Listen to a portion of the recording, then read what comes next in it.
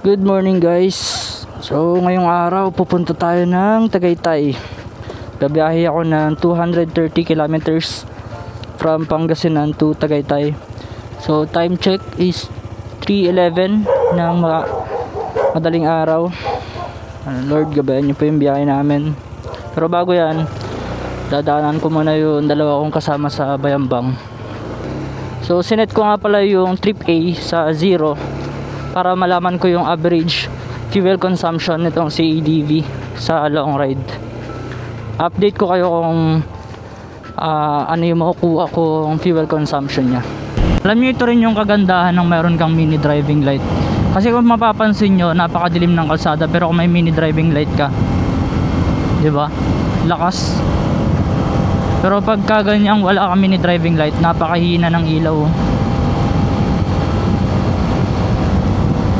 Magbaba ng ilaw eh. Tingnan nyo, walang halos makita. Pero pagka naka mini driving light ka, boom. Pero syempre gagamitin nyo lang yan kapag wala kayong kasalubong. Pwede naman kayo mag low beam. Ayan o. Muna pala ako dito sa Centrum para diretso na yung biyahe mamaya. Pwede 2 bars na lang yung 2 bars na yung nabawas. So check natin kung magkano. 140 na lang po. Bali 53 pesos yung gas dito. Okay po. Huwag na po. CCR muna ako. Di na tayo mag CR mamaya. Ganda talaga ng ADV guys ha. Sulit na sulit pang long ride. Try ko naman na dito i-mount yung action camera ko, kung anong itsura, kung ma-vibrate ba. Kasi last time na nilagay ko dyan, pero doon naman siya sa may visor nilagay, ang vibrate guys. Kaya dito titinan ko kung okay naman. Dito na tayo sa Bayambang. At tingin ko nandyan na rin naman yung mga kasama natin, kasi sabi nila kanina paalis na sila. Yung dalawa nga pala natin kasama, dalawa kong kasama, si Adrian, dati kong kaklase nung college, tsaka si Marvin, yung lagi kong kasama kapag nagra-rides. Nagre-report sila sa trabaho nila. Ito nga pala kami guys. Ito yung kasama ko, dalawang NMAX. So time check 3:37, madaling araw. Hopefully makarating kami doon before 8. Dahil ang init pumunta ng Tagaytay pag ganong oras. Bango. Sana lahat ng kalsada ganito, asphalt tapos may ilaw. Lahat talaga madidisgrasya pag ganyan.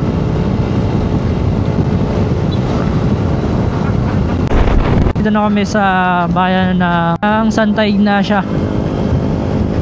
And time check 4:04. Layo-layo pa yung biyahe namin. Yung pacing nga pala namin, tatakbo lang namin nasa 72. Kasi magagalit sa mama ko eh. Tarlac na sobrang dilim. Wala kasing kailaw-ilaw yung mga street light nila dito. Pero mas madilim yung kanina sa may Santa Ignacia. Dito may street light pa naman pala, kahit pa paano.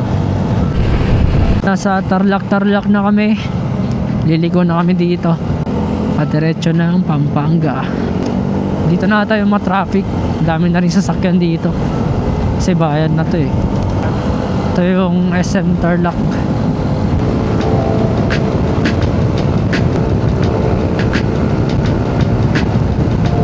Nasa Banban na kami guys. Lapit na kami dun sa may tulay ng Pampanga.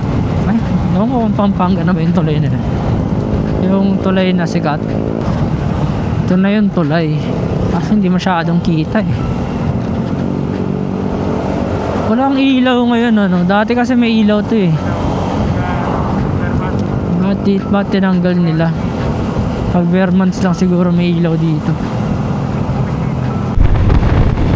Kami sa Mabalacat, Pampanga. Ganda ng pailaw ng mga puno sa kanila. Oo nga, dami nakakasilaw. Hindi na kami nakadaan dun sa isang daan dahil sarado pa yun. Shortcut sa anin. Punta na kami ng Angeles. Pakanan dito. Dito na yung grabe yung lubak sa MacArthur Highway. Makikita nyo mamaya.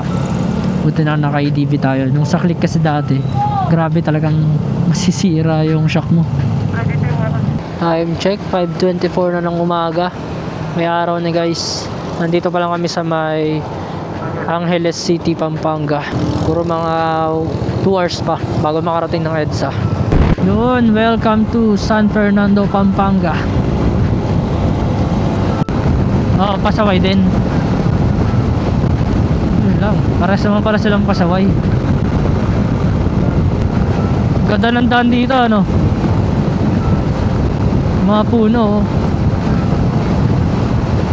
Sa gabi.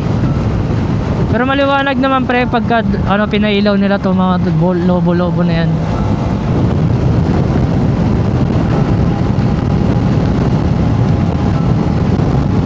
Dito, na-disgrasya guys, oh. Nagkabanggaan pa. Ingat guys dito sa Revolta na to.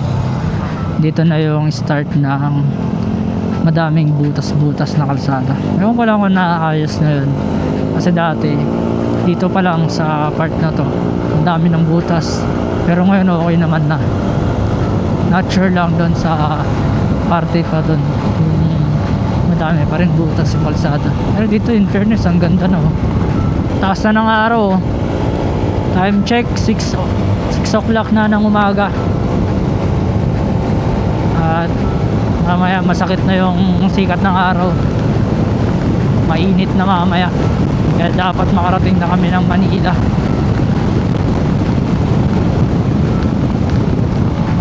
Kasi sa Tagaytay, papunta ng Tagaytay, matraffic. Ay! Nasa Bulacan na kami guys. Magbe-breakfast muna kami sa may Jollibee pag may nakita kami dito.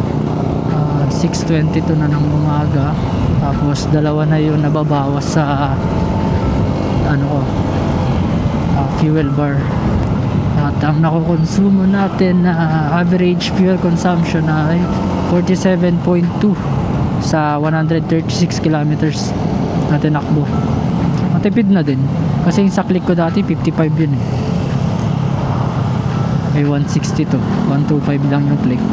Yan ang giginto. Pero kakain muna kami dito. Grabe, sobrang init na dito guys. Sobrang traffic na, ang init pa. Ito nyo yung traffic dyan sa kabila, oh. Maserte pa nga kami dito eh. Pero dyan sa kabila talagang sobrang lala ng traffic. Kasi motor ni kuya, oh. Stick. Disgrasya na naman, oh. Pangalawang disgrasya na to na nakita natin sa daan. Kaya ingat kayo sa pagdadrive guys. Huwag kayong basta-basta. Dapat chinecheck nyo lagi yung paligid nyo. Isipin nyo kamuti lahat ng nasa daan. Grabe guys, ang hirap dito sa Manila. Sobrang traffic. Hindi katulad sa probinsya, napakaluwag ng ano, kalsada. Dito, bumper to bumper ang ano. Tapos may mga ganito pa, oh. Bigla-biglang ano, papasok. Minsan tinatabad na rin talaga ako na bumalik ng Manila para magtrabaho. So okay na lang na nasa province. Hindi kayo stress sa traffic. Ba ng traffic guys, oh. Hanggang EDSA na to. Nakikita nyo yung traffic na yun, oh. Kahit motor, na traffic na din. Tapos traffic pa sa EDSA. Finally nakapasok na rin. Tapos din yung mahabang Bulacan na yan. Oh, naipit na ako. Wait lang pre, naipit ako eh. Around 8:31 ng umaga, nabot na kami ng 5 hours. Wow, sana all, naka big bike. Siguro makakarating ako ng BGC nito mga 9:30. Wala na yung usapan namin na 8. Guys, sobrang traffic kasi. Update ko na lang kay mamaya kapag nasa BGC na ako. Nakakatuwa ako nung ano, nag-CR kami dyan sa may Petron. Si kuya nang hihingi ng sticker. Akala niya siguro sikat. Soon sisikat din tayo. So ngayon pa-vlog muna. Nagabang nga siya eh. Tapos sinisenya niya ako ng sticker. Sensya na kuya, wala pa. Nahiya siya bigla, sinara yung pintuan. Okay, papasok na tayo ng BGC Market. Sa wakas, grabe, nabot tayo ng 6 hours. 3:30, 4:30, 5:30, 6:30, 7:30, 8:30, 9:30. 6 hours na biyahe guys, Pangasinan to BGC. Actually kaya naman kasi siya ng 4 hours, kasi dati nakukuha ko siya ng 4 hours sa click, pero madaling araw. Ngayon kasi nabutan tayo ng sobrang lalang traffic, kaya yun, hindi kinaya. Kasi ang lala ng traffic kanina sa Bulacan, tapos dito sa EDSA ang lalali ng traffic. Kaya yun, inabot na ng 6 hours. Tapos paano pa kaya mamaya pa punta ng Tagaytay? Buti na naman ng ilang oras yun, dahil ang lala na naman ng traffic sa Cavite. Ewan ko na lang, baka alas 3 na ng hapon kami makarating dun. Paparking na ako dito sa SM Aura para magpahinga. Tsaka dito ko na rin siya antayin. Init. What's up? Bali, nasundo ko na si jowa ko, si Kat. Diretso na kami ng Tagaytay. Kumain muna kami dito sa SM Aura para diretso na yung biyahe namin. Papa-EDSA na lang ako para hindi ko na kasi masyadong alam yung daan dyan sa may C5. Hi ka muna. Hi guys, we're at BGC right now. Pero paalis na kami dito, nakakamiss lang. Dito kami dati gumagala. Yan nga pala yung napakasungit kong jowa. Di naman ako masungit. Asa Pasay na kami. Tapos next nito punta na kami ng Paranaque. Paranaque ba? Oo, Paranaque. Grabe, sobrang init ng panahon ngayon guys. As in, nakakapaso. Kumakita nyo diba ako, napakainit. Tirik na tirik yung araw. Tapos parang makulimlim dun sa Cavite. Huwag naman sanang umulan. Mas pipiliin ko pa na ganito kainit kaysa maabutan ng ulan sa daan. Dahil yung mga sapatos namin, may kapote naman pero yung sapatos ang problema. Sobrang init, ang lala. Ano oras na ba? Time check 11:53 AM. Mag-alas 12 na. Napakainit, grabe. Kaya kung mahina-hina yung nyo guys, lungs nyo, na kayong bumiyahe pag gantong oras. Salute talaga sa mga grab driver or sa mga angkas, mga mototaxi. Kasi kinakaya nila yung ganito kainit, kinakaya nila.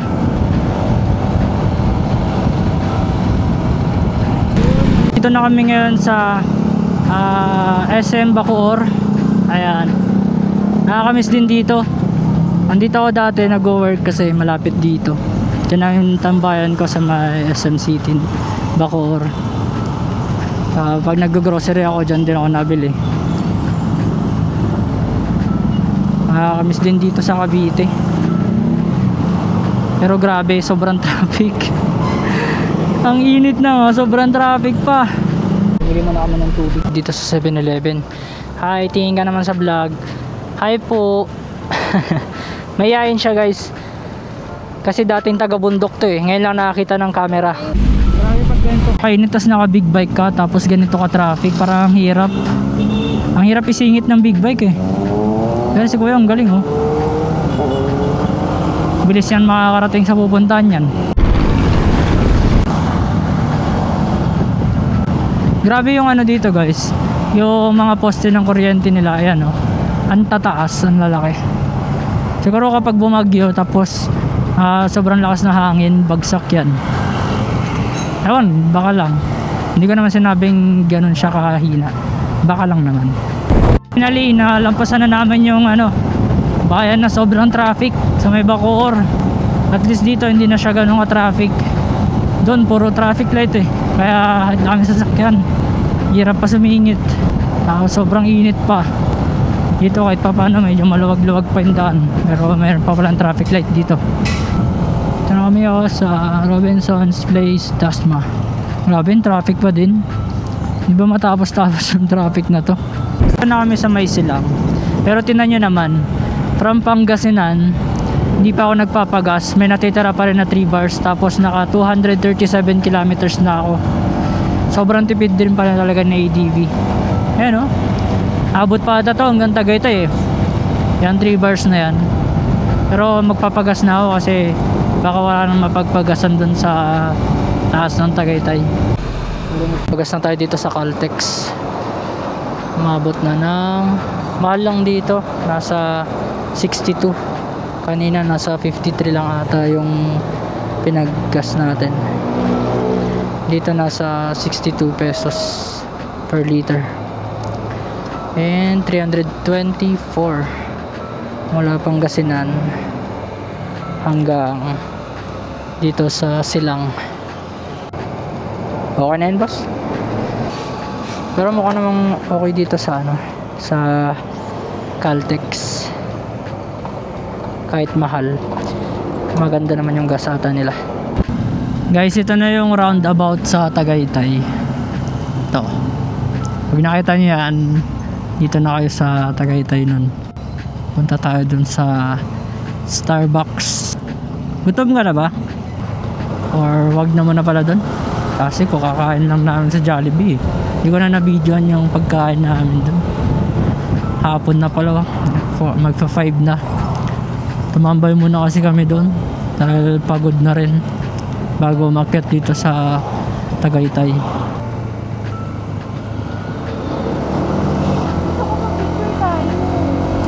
Sa? Tama si Abby. Nakaupo tayo. Paano? Saan? Doon na lang. Sa ano? Sa hotdog. Doon sa ano? Oo. So guys, hanggang dito na lang yung vlog. Dito na kami sa Tagaytay. At pupunta na ako dito sa may aking secret. Ayun, pangit pala diyan. Hanap tayo ng magandang spot dito. Ito, maganda spot dito guys. Kitang kita mo yung Bulkan Taal. Ayun o. Yan, yan. Kita mo yung Taal dyan. Kita nyo ba guys? Ayun o, yun yung Bulkan Taal. Dahil dyan ka lang, upo ka lang dyan para kita rin naman sa video yung Hindi na ano ko. kasi nakapit ka na. Mais ka? Hindi ba matutumba? Hindi. Musog ka na lang dito para di ka ano, mahirapan. Oo, yan o. Musog ka. Sige. Ayan siya guys. Oo. Mag-hi ka naman.